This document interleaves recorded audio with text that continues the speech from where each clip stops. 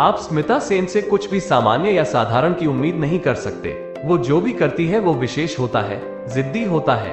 हाँ, तकरीबन एक अति ग्लैमरस अभिनेत्री की कल्पना करें जो एक ब्रह्मांडीय साम्राज्य यानी मिस यूनिवर्स रह चुकी है और एक ट्रांसजेंडर या तृतीय पंथी की भूमिका निभा रही है।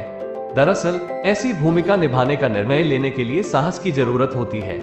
यहाँ चर्चा हो रही है ताली नाम की एक वेब सीरीज की, जिसे आप गौरी सावंत नाम की मशहूर ट्रांसजेंडर की बायोपिक कह सकते हैं।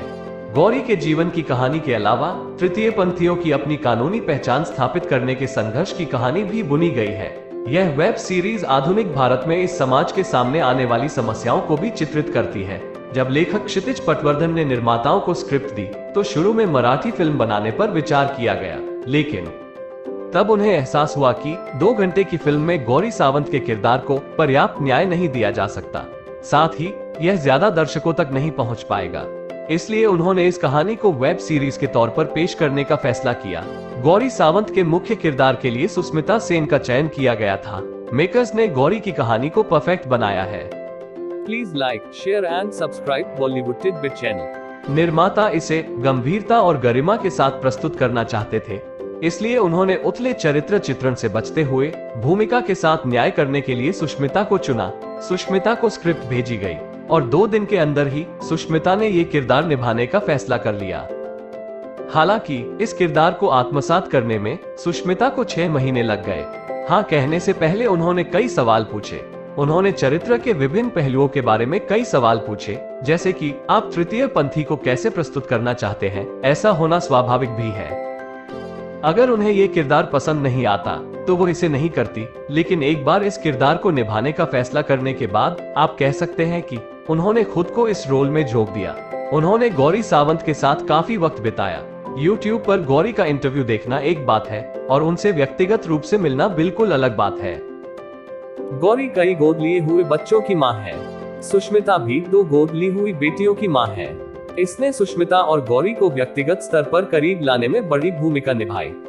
सुष्मिता ताली के सेट पर पूरी तरह तैयार होकर आती थी।